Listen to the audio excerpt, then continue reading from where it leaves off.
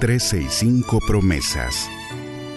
365 razones para creer que Dios nunca falla. Las hojas caen, bailan sin control. Mi suspiro rompe el silencio, buscando un rayo de sol. Descubriendo al Dios que cumple lo que dice. Con Wendy Necio Sub.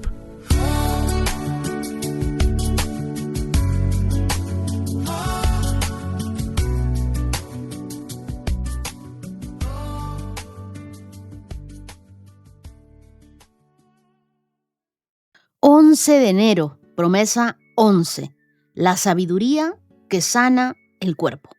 El libro de Proverbios, en el capítulo 3, versos del 7 al 8, dice: no te dejes impresionar por tu propia sabiduría. En cambio, teme al Señor y aléjate del mal. Entonces dará salud a tu cuerpo y fortaleza a tus huesos. La Biblia aquí no critica la inteligencia, corrige la autosuficiencia. Lo que Dios nos está llamando en este proverbio es a depender. Cuando la mente se coloca por encima de Dios, el alma se tensa y el cuerpo lo paga. Aquí la promesa no está desconectada de la palabra de Dios. Proverbios no presenta la sanidad como un evento aislado, sino como el resultado de vivir bajo la instrucción de Dios. El día de ayer hablábamos sobre sanidad. Y hoy Dios confirma que vamos sobre el mismo tema. Esta es una sabiduría de la que habla Proverbios, que no es intuición, no es experiencia humana, es una sabiduría que recibimos cuando escuchamos, cuando leemos y cuando obedecemos la palabra de Dios. Precisamente todas las cosas que estamos haciendo en este momento. Cuando el proverbio dice: no te dejes impresionar por tu propia sabiduría, está señalando un contraste directo. Tu criterio versus la voz de Dios. Los síntomas que tienes versus lo que Dios está obrando en tu vida. Muchas veces esa voz, en términos prácticos, se encuentra en la palabra de Dios. Alejarse del mal no ocurre por fuerza de voluntad, sino por discernimiento, y discernimiento que nace de la palabra de Dios. Y aquí está la clave de la promesa. La sabiduría que sana el cuerpo es la sabiduría que entra por el oído, se procesa en el corazón y se practica con obediencia. ¿Qué te quiero decir con esto? Que la palabra de Dios no solo te muestra el camino correcto, te da la fuerza para caminarlo. Leer la Biblia no es solo informarse, es alinear tus pensamientos, es controlar tus emociones, es tomar buenas decisiones de acuerdo a su palabra. Y cuando eso ocurre, el cuerpo deja de vivir bajo estrés constante, bajo culpa, bajo ansiedad, y comienza a experimentar la sanidad de Dios. La Biblia, el mensaje dice: no creas que lo sabes todo. Acude a Dios sin vacilar, huye del mal. Tu cuerpo irradiará bienestar. Tus huesos latirán con vitalidad. El bienestar no viene de ignorar los problemas, sino de acudir a Dios. ¿Y cómo es que nosotros estamos acudiendo a Dios? Cada vez que abrimos la Biblia, cada vez que decidimos estudiarla. Mira lo que dice Proverbios capítulo 4, versos 20 al 22. Hijo mío, presta atención a lo que te digo, escucha atentamente mis palabras, no las pierdas de vista. Déjalas llegar hasta lo profundo de tu corazón, pues traerán vida a quienes las encuentran y dan salud a todo el cuerpo. Esta es una conexión directa. La palabra de Dios trae vida y también da salud a todo tu cuerpo. Esto no es algo simbólico, esto no es algo poético, es un principio espiritual y es una promesa de Dios para ti. Mientras tú vas leyendo la palabra de Dios te trae vida, la palabra de Dios te trae sanidad. Yo no tengo que explicártelo, tú lo sientes. Algo en ti está cambiando. Dios está obrando un milagro en tu vida. Lo que tú permites que moldee tu mente termina influyendo en tu salud.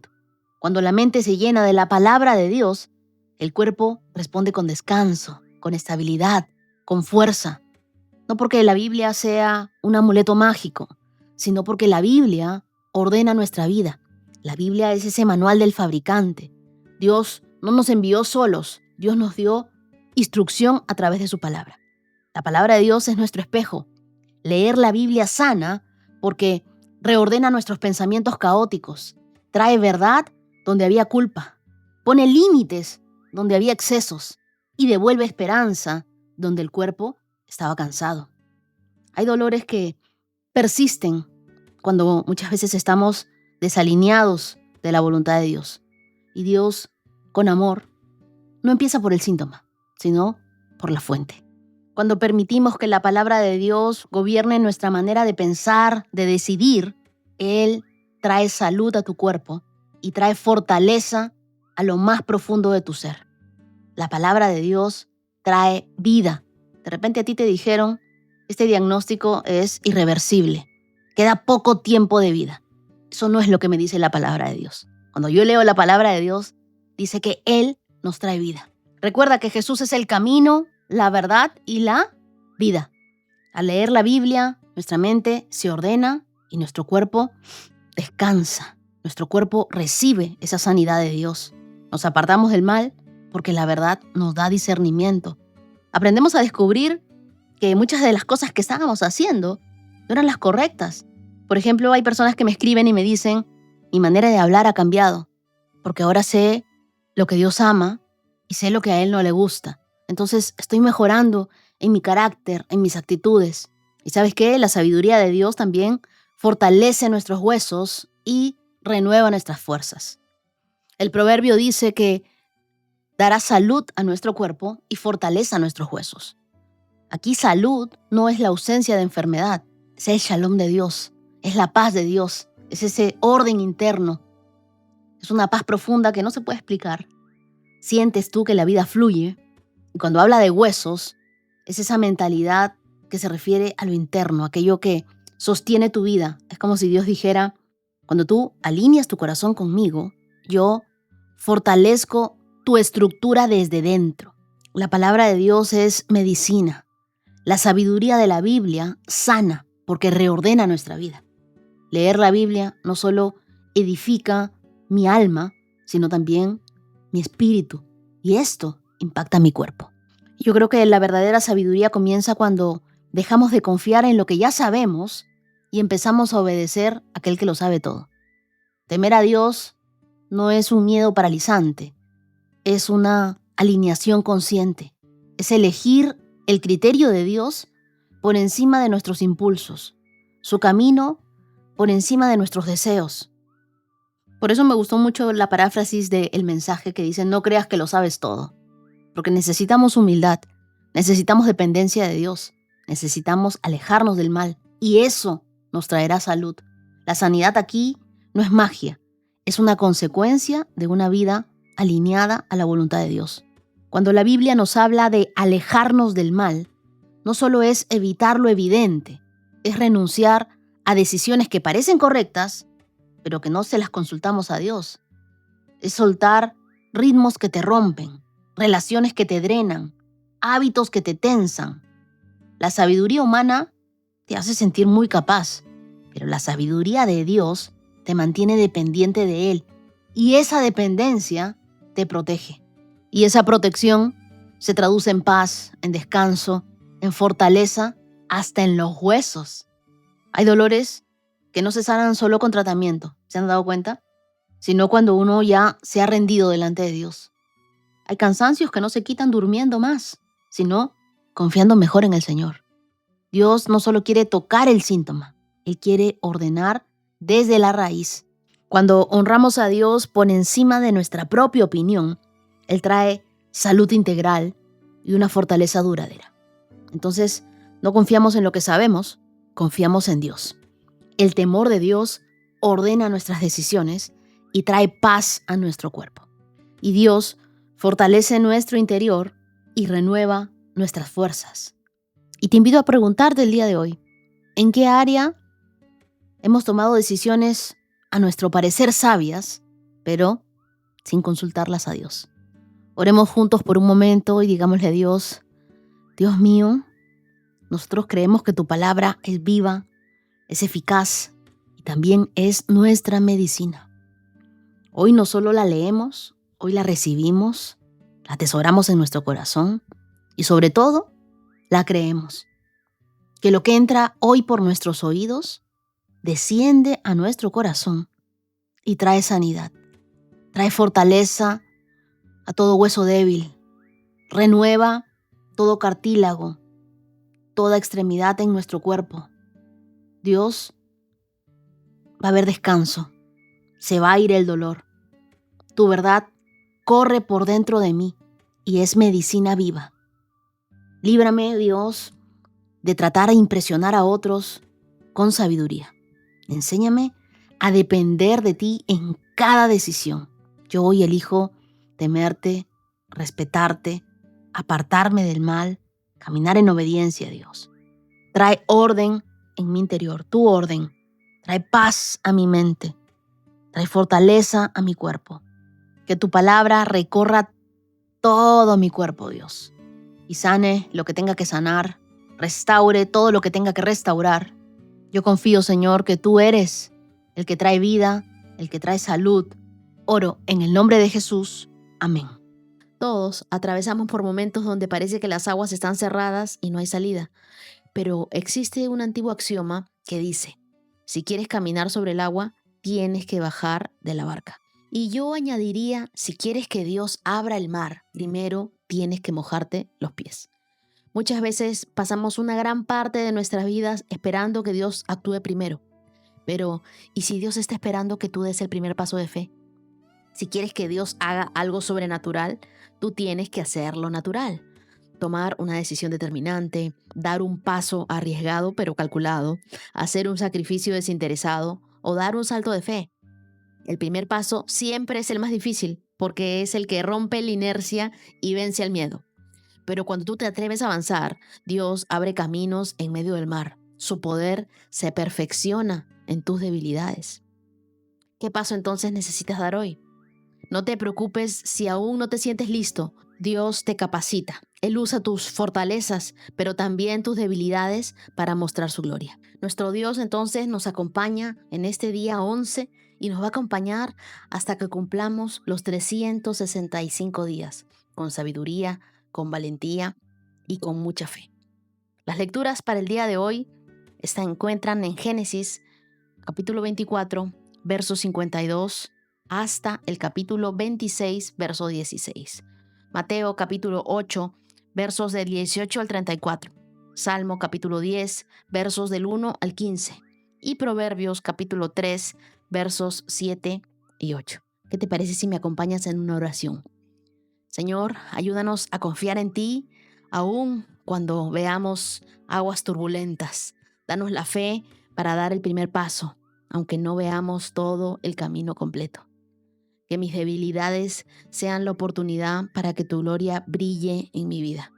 Hoy nos rendimos delante de ti, confiamos en que tú nos ayudarás a prosperar en medio de tiempos difíciles. Enséñanos hoy a través de tu palabra.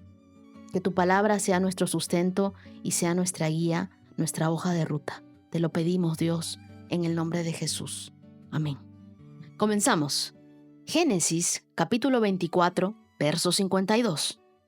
Cuando el siervo de Abraham oyó la respuesta, se postró hacia el suelo y adoró al Señor. Después sacó joyas de plata y de oro y vestidos y se los dio a Rebeca. También entregó valiosos regalos a su hermano y a su madre. Luego comieron y el siervo y los hombres que lo acompañaban pasaron allí la noche. Pero temprano, a la mañana siguiente, el siervo de Abraham dijo: envíenme de regreso a mi amo. Queremos que Rebeca se quede con nosotros al menos 10 días, dijeron su madre y su hermano, y luego podrá irse. Pero él dijo: no me retrasen. El Señor hizo que mi misión tuviera éxito. Ahora envíenme para que pueda regresar a la casa de mi amo.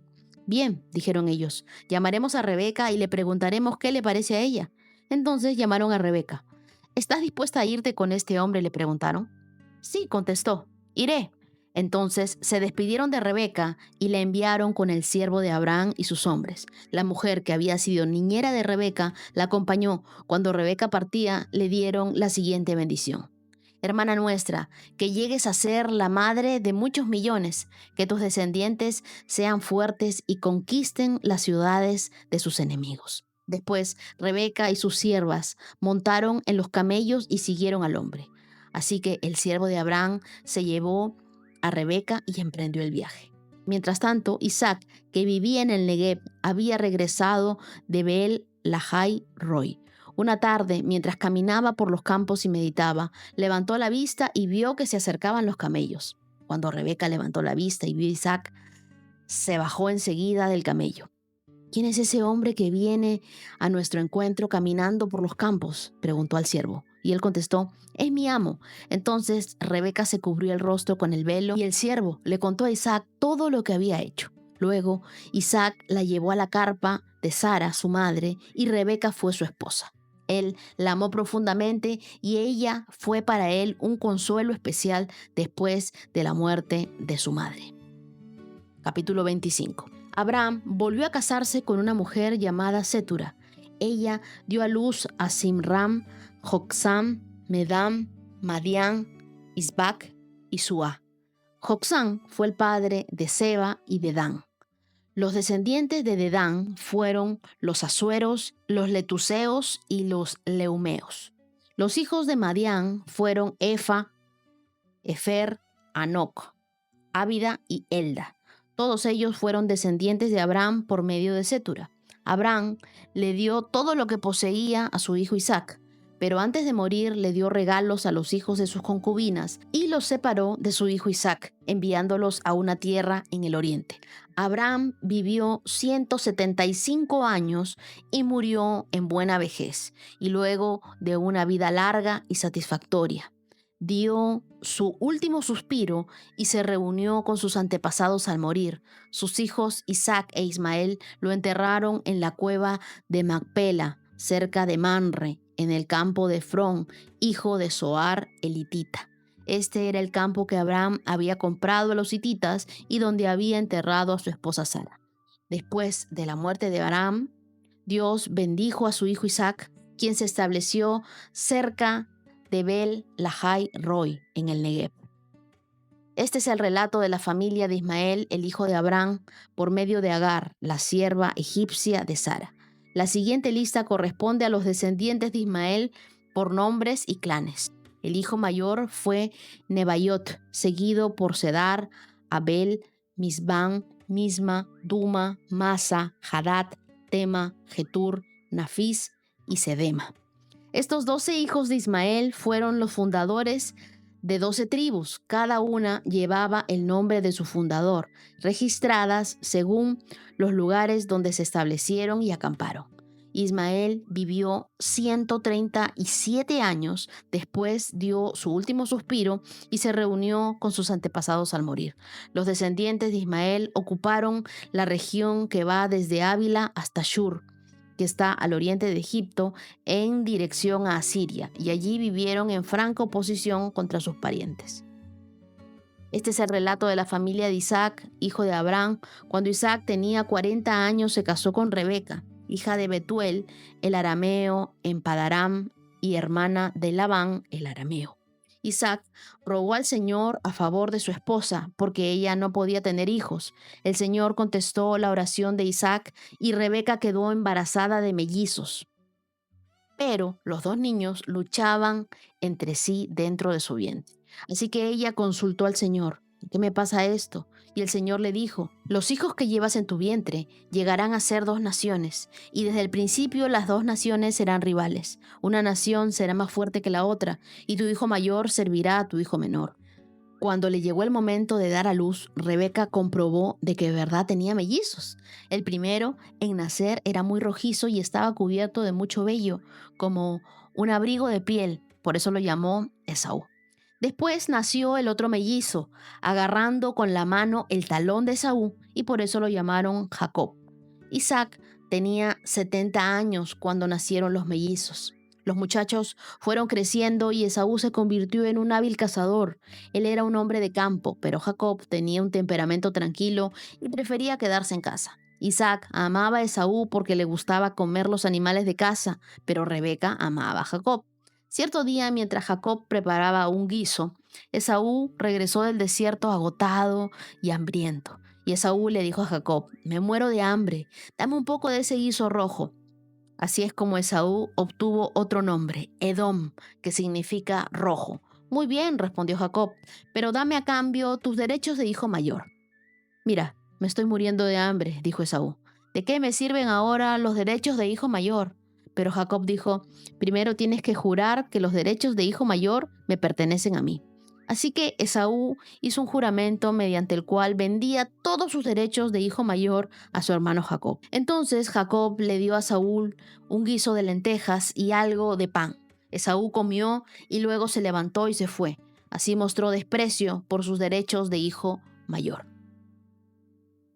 Un hambre terrible azotó la tierra como había ocurrido antes en los tiempos de Abraham. Así que Isaac se trasladó a Gerar, donde vivía Abimelec, rey de los filisteos. Y el Señor se le apareció a Isaac y le dijo: no desciendas a Egipto, sino haz lo que yo te digo. Vive aquí como extranjero en esta tierra, y yo estaré contigo y te bendeciré. Yo, con estas palabras, confirmo que te daré todas estas tierras a ti y a tu descendencia, tal como le prometí solemnemente a tu padre Abraham. Haré que tus descendientes sean tan numerosos como las estrellas de los cielos, y les daré todas estas tierras. Y mediante tu descendencia, todas las naciones de la tierra serán bendecidas. Y yo haré esto porque Abraham me escuchó y obedeció todos mis requisitos, mandatos, decretos e instrucciones. Entonces Isaac se quedó en Gerar. Cuando los hombres que vivían allí le preguntaron a Isaac acerca de Rebeca, su esposa, él dijo: es mi hermana. Tenía temor de decir: ella es mi esposa, porque pensó: me matarán para conseguirla, pues es muy hermosa. Pero tiempo después, Abimelec, el rey de los filisteos, miró por la ventana y vio a Isaac acariciando a Rebeca. Al instante Abimelec mandó a llamar a Isaac y le exclamó: es evidente que ella es su esposa. ¿Por qué me dijiste es mi hermana? Porque tuve temor de que alguien me matara para quitármela, contestó Isaac. ¿Cómo pudiste hacernos semejante cosa?, exclamó Abimelec.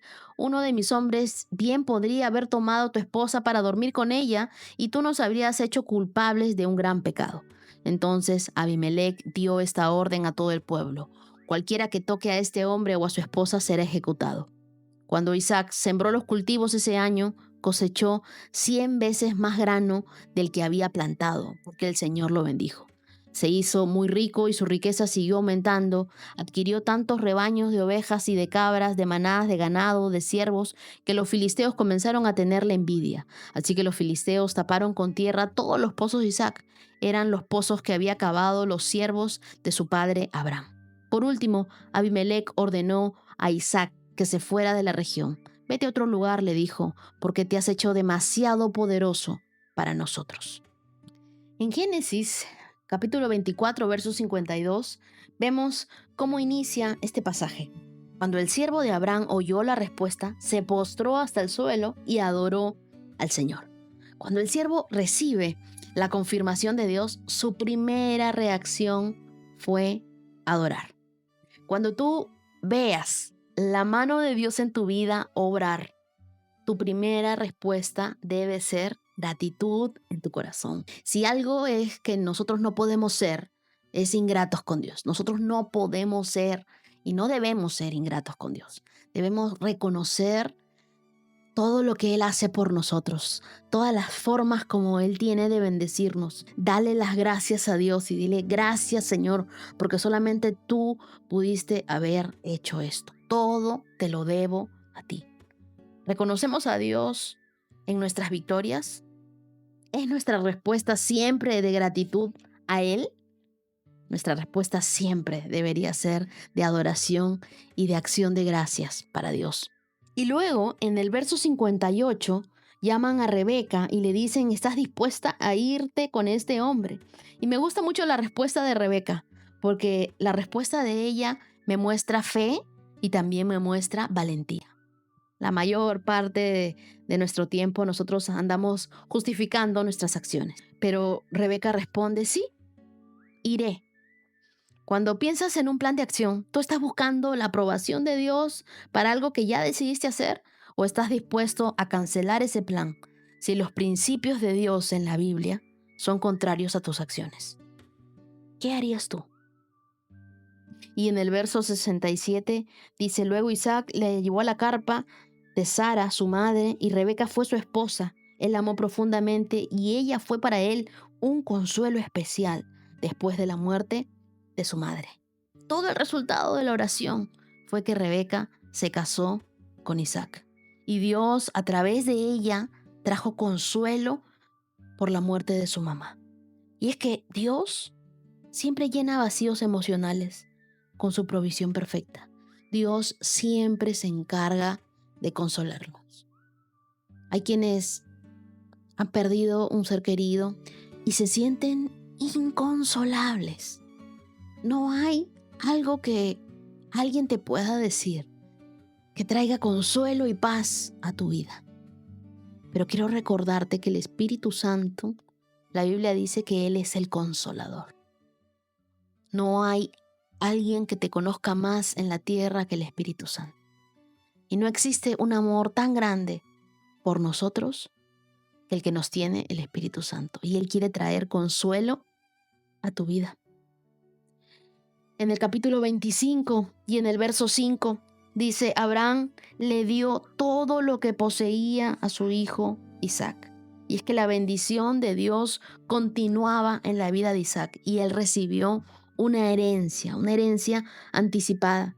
Vemos en el verso 7, cuando ya Abraham tenía 175 años, muere en buena vejez, luego de una vida larga y satisfactoria. Dio su último suspiro y se reunió con sus antepasados al morir. Abraham vivió una vida plena y eso refleja la paz de alguien que caminó con Dios hasta el final. Abraham también es conocido como un amigo de Dios. Y él no solamente vivió bien, sino su vejez fue buena y su vida fue larga y satisfactoria. Y eso les espera a todos los que caminan con Dios. Muchos son los que comenzamos el reto buscando a Dios, buscando caminar con Dios los 365 días de ese año y todos los años de nuestra vida. Pero son pocos los que continuamos día a día levantándonos, esforzándonos, sacando fuerzas en medio de la debilidad para continuar con nuestro compromiso.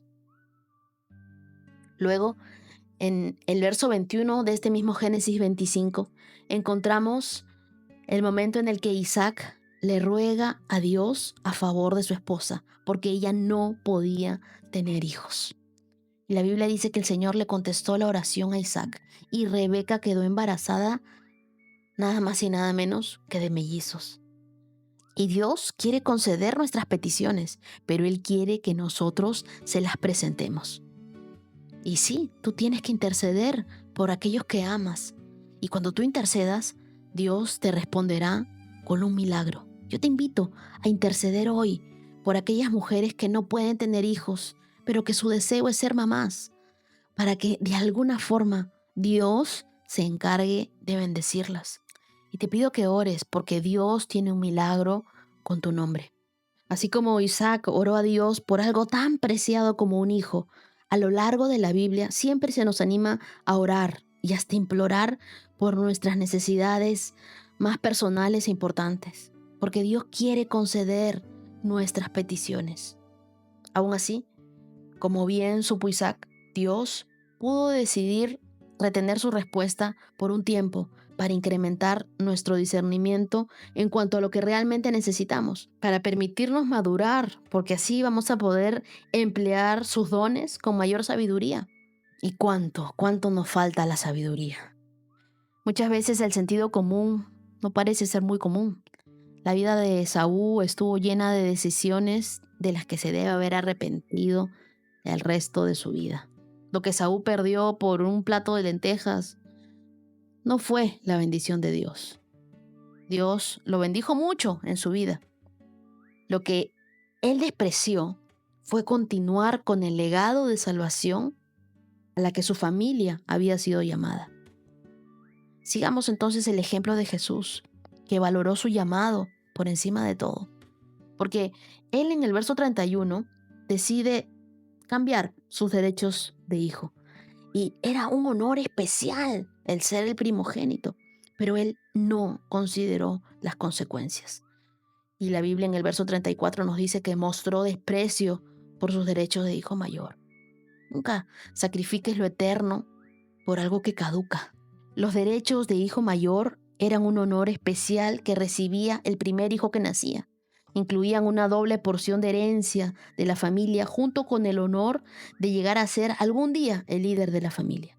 El hijo mayor podía vender sus derechos o regalarlos si quería, pero si lo haría, perdería los beneficios materiales, su posición de líder de la familia.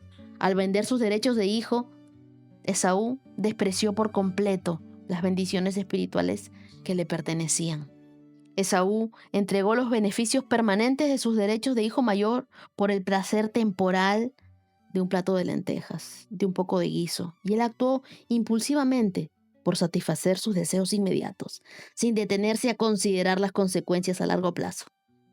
Nosotros podemos caer en la misma trampa. Cuando vemos algo que deseamos, nuestro primer impulso es obtenerlo. Al principio nos sentimos intensamente satisfechos y en ocasiones hasta poderosos porque hemos obtenido lo que nos propusimos, pero el placer inmediato a menudo opaca el futuro. Podemos evitar el error de Esaú al considerar antes de actuar. Piensa entre la satisfacción inmediata en contraste con las consecuencias. Esaú exageró el hambre que tenía cuando dijo: "Me estoy muriendo de hambre". Su manera de pensar estimuló su decisión, ya que si se estaba muriendo de hambre, ¿de qué le serviría una herencia? Su condición inmediata nubló su mente y no pensó en nada más. Y a menudo nosotros experimentamos situaciones similares. Por ejemplo, el apetito sexual apremia. El compromiso del matrimonio no parece tan importante entonces. Y en ocasiones sentimos tanta presión por ciertas cosas que no nos importa lo demás y perdemos la perspectiva correcta. Sobrepasar ese instante lleno de presión suele ser más difícil al enfrentar la tentación. Génesis capítulo 26, verso 12. Dios prospera aún en tiempos difíciles. La Biblia dice en el verso 12 que cuando Isaac sembró los cultivos ese año, cosechó 100 veces más del grano que se había plantado porque el Señor lo bendijo. Se hizo muy rico y su riqueza siguió aumentando. Pero también la Biblia nos dice que él adquirió tantos rebaños de ovejas, de cabras, que los filisteos comenzaron a tenerle envidia. Este pasaje nos muestra cómo la obediencia, cómo el trabajo constante bajo la dirección de Dios siempre produce una cosecha abundante. Isaac no solamente sembró semillas en la tierra, sino también su fe en las promesas divinas.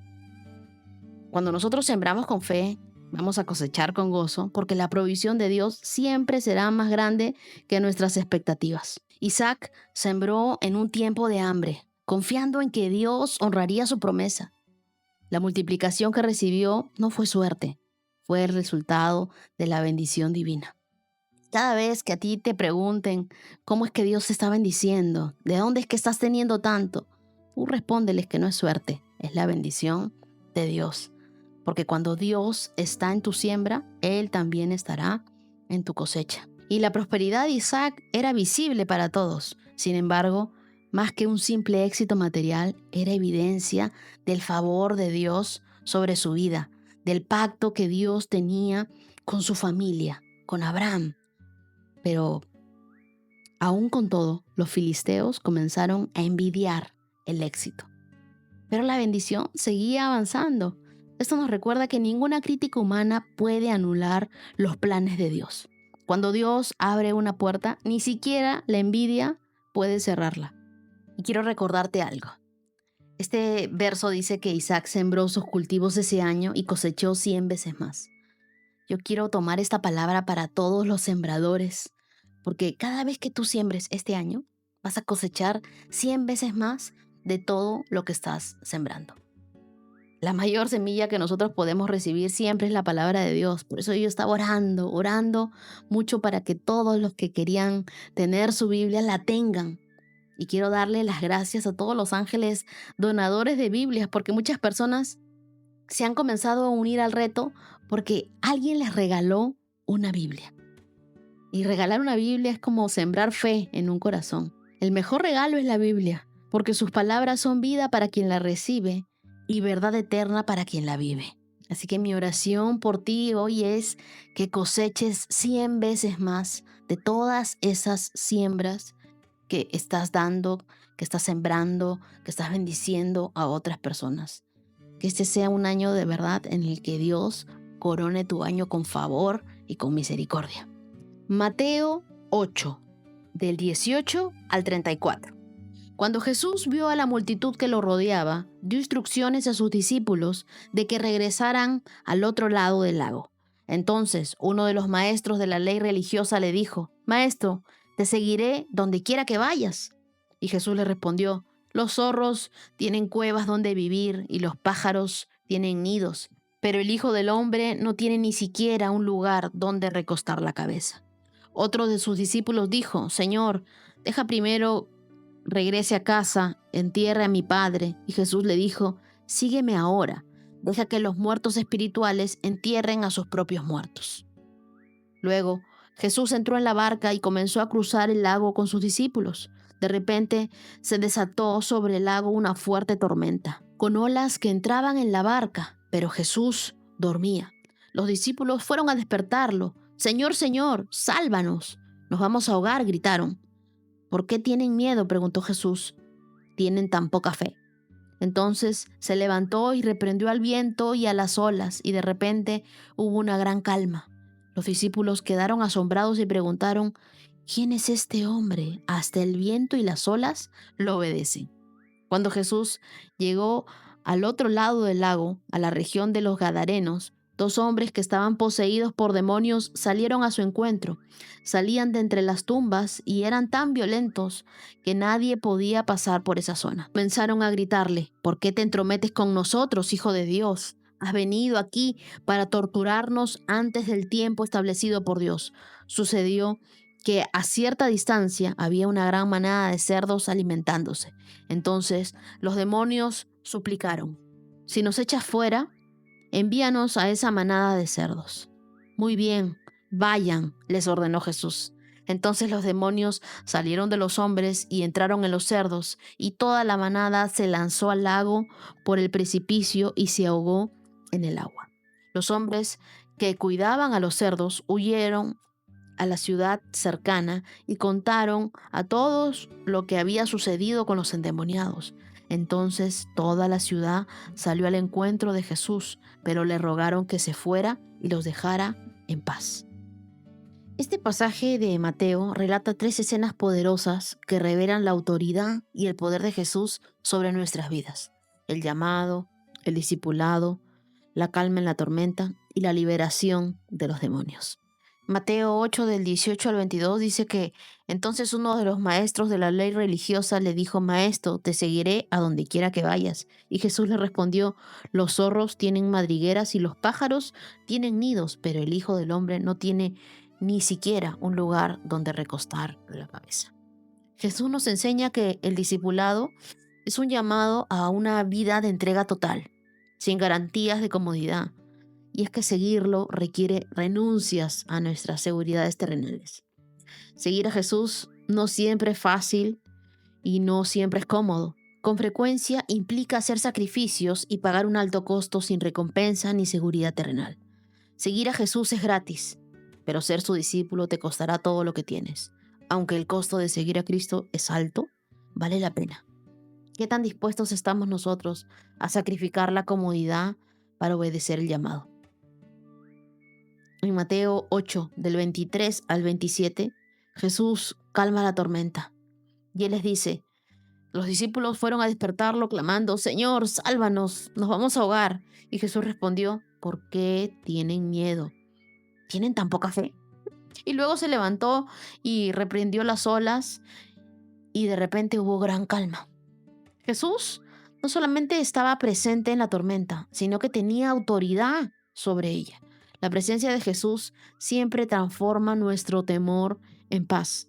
A pesar de que los discípulos habían sido testigos de muchos milagros, la tormenta causó que se dejaran llevar por el pánico.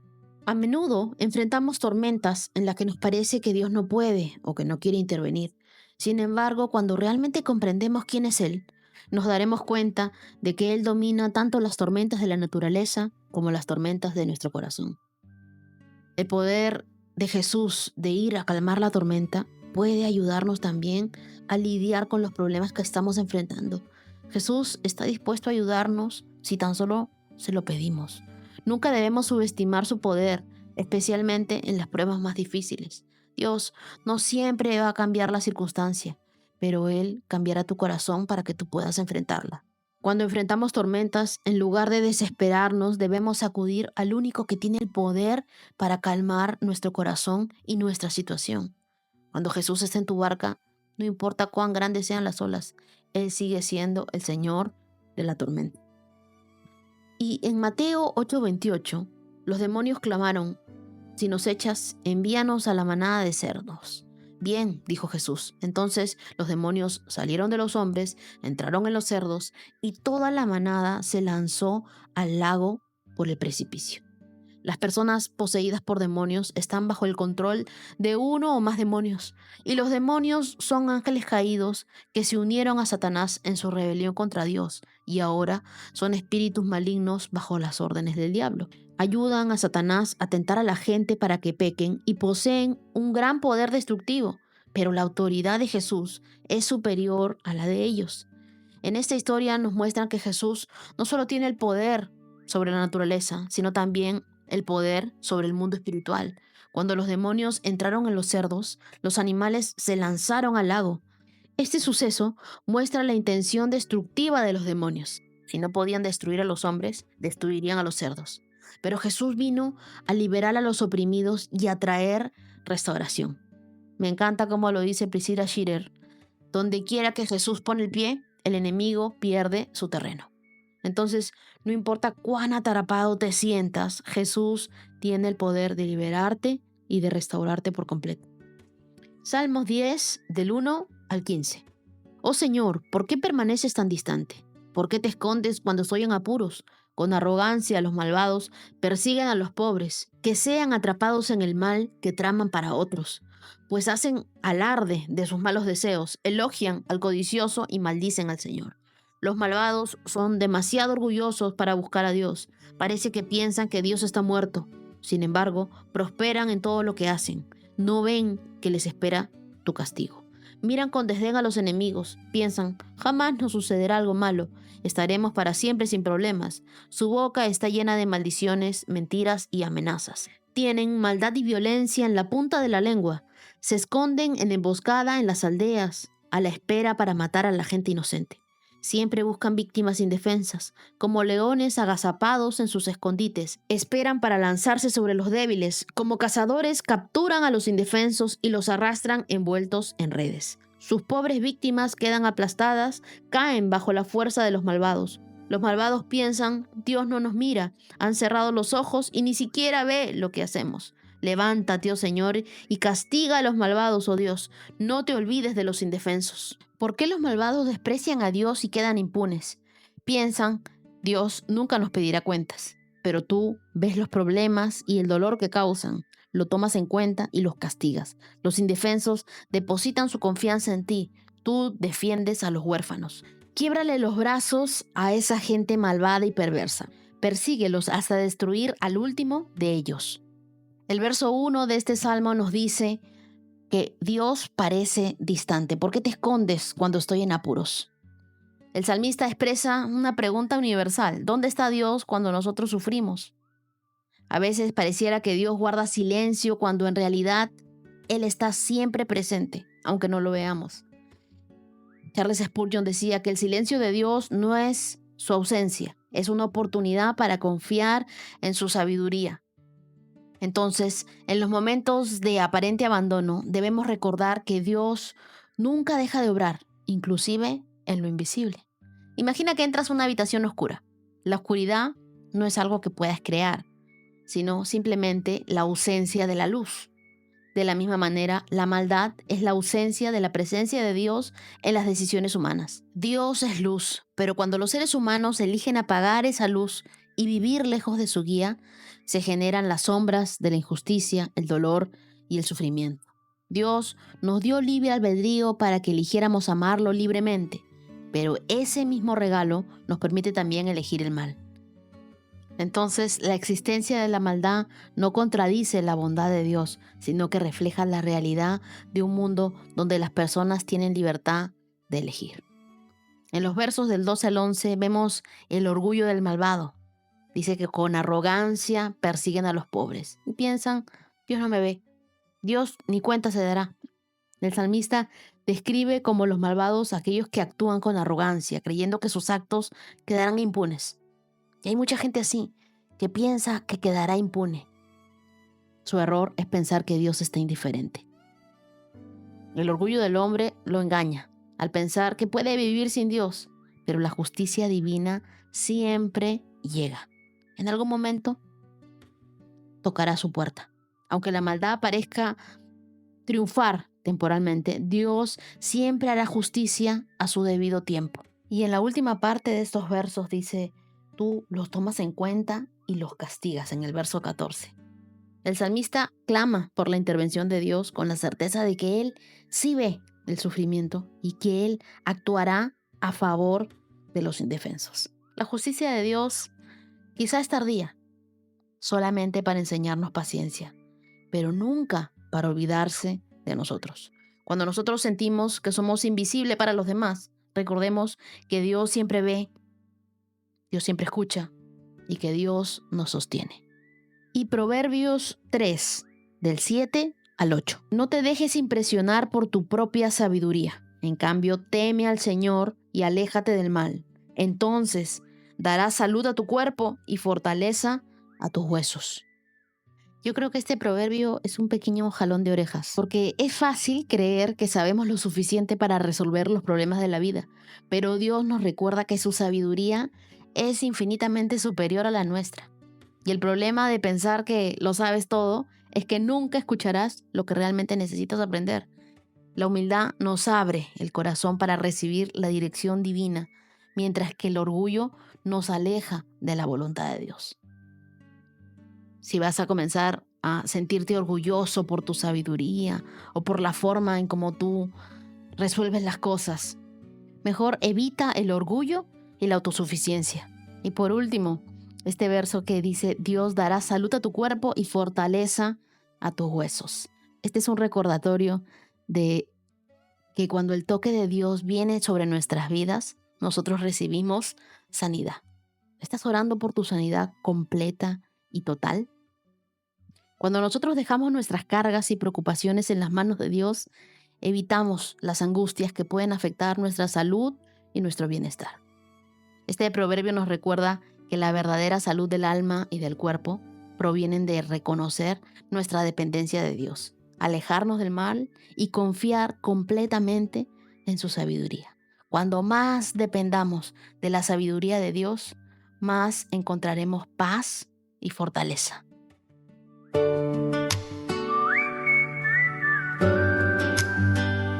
Las hojas caen, bailan sin control. Mi suspiro rompe el silencio, buscando un rayo de sol. Dios, mi Salvador. Como el hijo pródigo regresó a la casa del padre, he tenido la oportunidad de hacerlo también este año. Dios es bueno, Dios me ha sanado, me ha libertado, pero sobre todo me ha restaurado. Gracias, Señor, por acercarte a mí cuando más te necesitaba. Veo tu promesa, promesa, promesa que fortalece. Oh, promesa, promesa, promesa que provee. Oh, promesa, promesa que protege. Y hoy quiero contarte un testimonio y algo personal. Hace unos días, ustedes saben que estuve viajando a Nueva York y desde allá me comuniqué con mi amiga Fernanda, una íntima de esta comunidad. Entre lágrimas, ella me contó que su perrita Lulu, que también es íntima, estaba con unos dolores fuertes, le costaba subirse a la cama, moverse como siempre y caminar con libertad. Su corazón ese día estaba angustiado.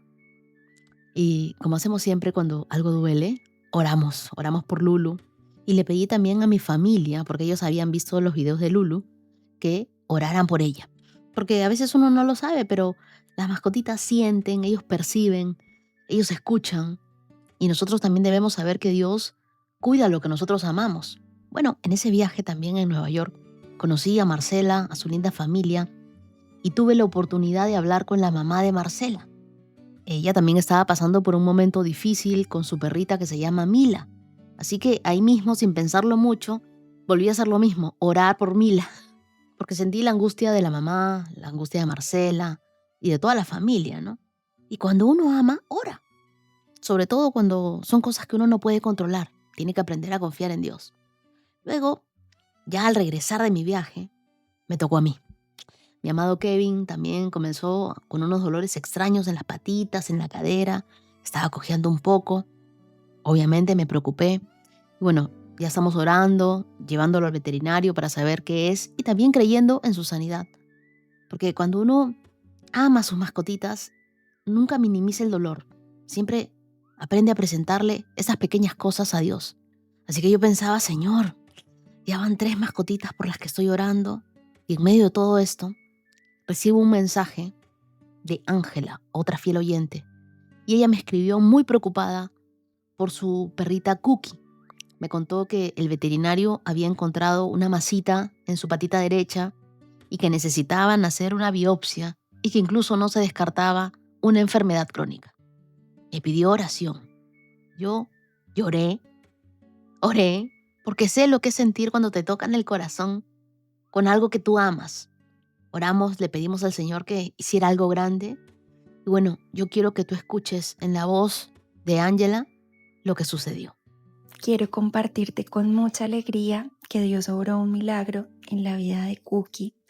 El martes cuando te escribí estaba muy preocupada y triste porque, bueno, aparte de esa masita que tenía Cookie en su patica derecha, el veterinario había visto aspectos en la perrita que le daban a pensar que posiblemente ella tendría un síndrome que se llama Cushing.